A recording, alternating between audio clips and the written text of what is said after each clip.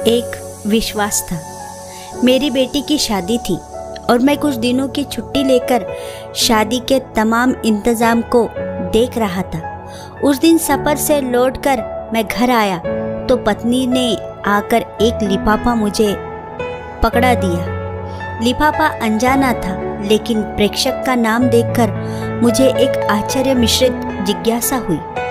अमर विश्वास, एक ऐसा नाम जिसे मिले मुझे वर्षों बीत गए थे। मैंने लिफाफा खोला तो उसमें $1,00,000 का चेक और एक चिट्ठी थी। इतनी बड़ी राशि वह मेरे नाम पर। मैंने जल्दी से चिट्ठी खोली और एक सांस में ही सारा पत्र पढ़ डाला। पत्र किसी परिकथा की तरह मुझे अचंभित कर गया। लिखा था, आदरणीय सर, मैं एक छोटी सी भेंट आपको दे रहा हूँ। मुझे नहीं लगता कि आपके एहसानों का कर्ज मैं कभी उतार पाऊंगा। ये उपहार मेरी अनदेखी बहन के लिए है। घर पर सभी को मेरा प्रणाम। आपका अमर। मेरी आंखों में वर्षों पुराने दिन सहसा किसी चलचित्र की तरह तैर गए। एक दिन मैं चंडीगढ़ में टहलते हुए एक किताब की दुकान पर अपनी मनपसंद पत्रिकाएं उलट पुलट रहा था कि मेरी नज़र बाहर पुस्तकों के एक छोटे से ढेर के पास खड़े एक लड़के पर पड़ी।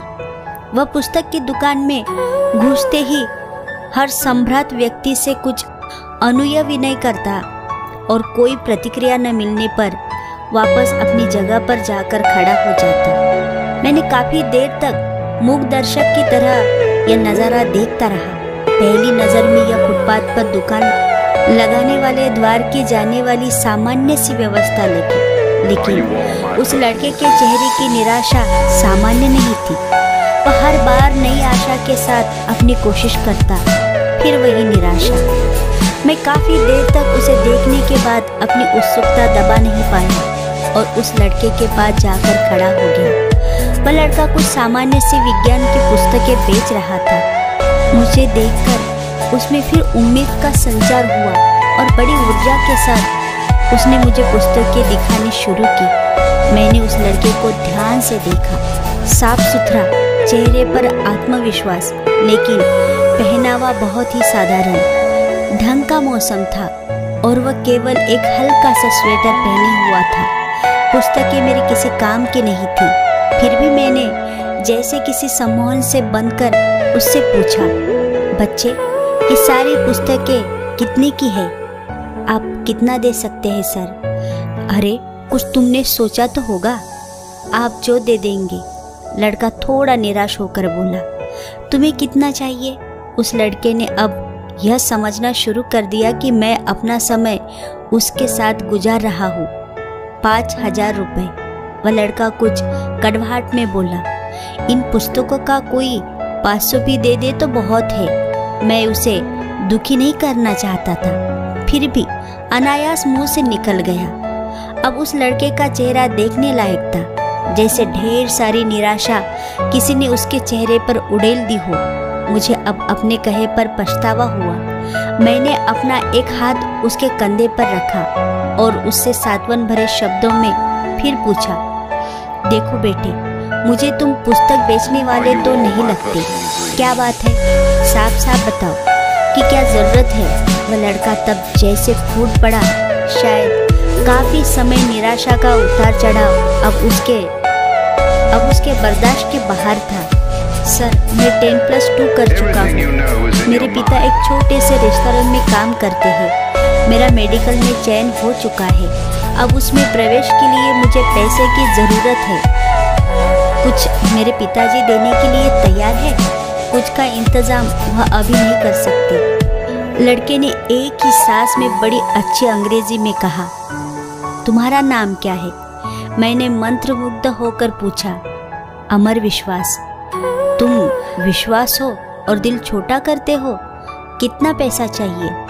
5,000। अब की बार उसके स्वर में दीनता थी। अगर मैं तुम्हें यह रकम दे दूं तो क्या तुम मुझे वापस कर पाओगे? इन पुस्तकों की कीमत इतनी तो है नहीं। इस बार मैंने थोड़ा हंसकर पूछा।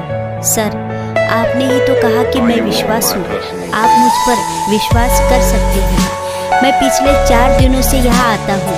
आप पहले आदमी हैं जिसने इतना पूछा। अगर पैसे का इंतज़ाम नहीं हो पाया तो मैं भी आपको किसी होटल में कप प्लेटें धोता हुआ मिलूँगा। उसके स्वर में अपने भविष्य डूबने की आशंका थी। उसके स्वर में जाने क्या बात थी जो मेरे जहन में उसके लिए सहयोग की भावना तैरने लगी। मस्तिष्क उसे एक जालसाज से ज़्यादा कुछ मानने को तैयार नहीं था, जबकि दिल में उसकी बात को स्वीकार करने का स्वर उठने लगा था। आखिर में दिल जीत गया। मैंने अपने पर्स से 5,000 रुपये निकाले जिनको मैं शेयर मार्केट में निवेश करने की सोच रहा था। उसे पकड़ा दिए। वैसे इतने रुपए तो मेरे लिए भी मायने रखते थे, लेकिन ना जाने किस मोह ने मुझसे वो पैसे निकलवा लिए।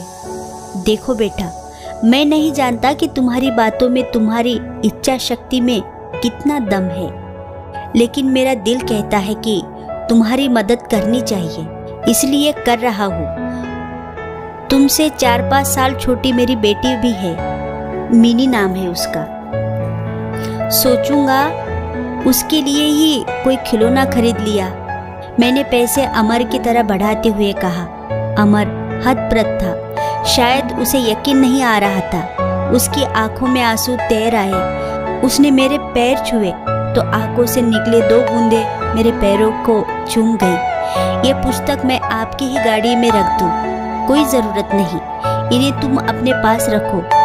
ये मेरा कार्ड है, जब भी कोई ज़रूरत हो तो मुझे बताना। वह मूर्ति बनकर खड़ा रहा और मैंने उसका कंधा थपथपाया। कार स्टार्ट कर आगे बढ़ा दी। कार को चलाते हुए वह घटना मेरे दिमाग में घूम रही थी और मैं अपने खेले जुए के बारे में सोच रहा था, जिसमें अनिश्चितता ही ज़्यादा थी। कोई दूसरा सुनेगा तो मुझे एक भावुक मूर्ख से ज़्यादा कुछ नहीं समझेगा। अंततः मैंने यह घटना किसी को न बताने का फैसला किया। दिन गुजरते गए। अमर ने अपने मेडिकल में दाखिले की सूचना मुझे एक पत्र के माध्यम से दी। मुझे अपनी मूर्खता में कुछ मानवता नजर आई। एक अनजान सी शक्ति में, या कहे दिल में अंदर बैठे मानव ने मुझे प्रेरित किया कि मैं 1,000-2,000 रुपये उसके पते पर फिर भेज दूँ। भावनाएं जीती और मैंने अपनी मूर्खता फिर दोहराई। दिन हवा होते गए। उसका संक्षिप्त सा पत्र आता जिसमें 4 लाइन होती, 2 मेरे लिए, एक अपनी पढ़ाई पर और एक मिनी के लिए, जिसे वह अपनी बहन बोलता था। मैं अपनी मूर्खता दोहराता और उसे भूल जाता। मैंने कभी चेष्टा भी नहीं की कि उसके पास जाकर अपने पैसों का उपयोग देखूं। न कभी वो मेरे घर आया। कुछ साल तक यही क्रम चलता रहा। एक दिन उसका पत्र आया कि वह उच्च शिक्षा के लिए ऑस्ट्रेलिया जा रहा है। छात्रवृत्ति के बारे में भी बताया था और एक लाइन मिनी के लिए लिखना वह अब भी नहीं भूला। मुझे अपनी उस मूर्खता पर दूसरी बार फक्र हुआ। बिना उस पत्र की सच्चाई जाने समय पंख लगाकर उड़ता रहा। अमर ने अपनी शादी का कार्ड भेजा। वह शायद ऑस्ट्रेलिया में ही बसने का विचार में था। मिनी भी अपनी पढ़ाई पूरी कर चुकी थी। एक बड़े परिवार में उसका रिश्ता तय हुआ था। अब मुझे मिनी की शादी लड़के वाले की हैसियत के हिसाब से करनी थी। एक सरकारी उपक्रम का बड़ा अफसर कागजी शहर ही होता है। शादी के प्रबंध के लिए ढेर सारे पैसे का इंतजाम, उधेड़-दुम, और अब वह चेक। मैं वापस अपनी दुनिया में लौट आया। मैंने अमर को एक बार फिर याद किया और मिनी की शादी का एक कार्ड अमर को भेज दिया। शादी की गहमागहमी चल रही थी। मैं और मेरी पत्नी व्यवस्थाओं में व्यस्त थे और मिनी अपनी सहेलियों में एक बड़ी सी गाड़ी पोर्च में आकर रुकी। एक सम्राट से शख्स के लिए ड्राइवर ने गाड़ी का गेट खोला तो उस शख्स के साथ उसकी पत्नी, जिसकी गोद में एक बच्चा था, वह भी गाड़ी से बाहर निकली। मैं अपने दरवाजे पर जाकर खड़ा हुआ तो लगा कि इस व्यक्ति को पहले भी कहीं देखा है। उसने आकर मेरी पत्नी और मेरे पैर छुए। सर, मैं अमर। वह बड़ी श्रद्धा से बोला। मेरी पत्नी अचंभित से खड़ी थी। मैंने बड़े गर्व से उसे सीने से लगा लिया। उसका बेटा मेरी पत्नी की गोद में घर सा अनुभव कर रहा था। मिनी अब भी संशय में थी। अमर अपने साथ ढेर सारे उपहार लेकर आया था। मिनी को उसने बड़ी आत्मीयता से गले लगाया। मिनी भाई पाकर बड़ी खुश थी। अमर शादी में एक बड़े से भाई की रस्म हर तरह से निभाने में लगा रहा। उसने न तो कोई बड़ी जिम्मेदारी मुझ पर डाली और ना ही मेरे चाहते हुए मुझे एक भी पैसे का खर्च करने दिया। उसके भारत प्रवास के दिन जैसे पंख लगाकर उड़ गए। इस बार अमर अब ऑस्ट्रेलिया वापस लौटा तो हवाई अड्डे पर उसको विदा करते हुए न केवल मेरी बल्कि मेरी पत्नी मिनी सभी की आंखें नम थी। हवाई जहाज ऊंचा और ऊंचा आकाश में छूने चल दिया और उसी के साथ साथ मेरा विश्वास भी आसमान छू रहा था। मैं अपनी मूर्खता पर एक बार फिर गर्वित था और सोच रहा था कि नश्वर संसार को चलाने वाला कोई भगवान नहीं, हमारा विश्वास ही है। तो दोस्तों, ये कहानी आपको अच्छी लगी हो तो प्लीज़ लाइक, शेयर और सब्सक्राइब ज़रूर कर देना। Thank you.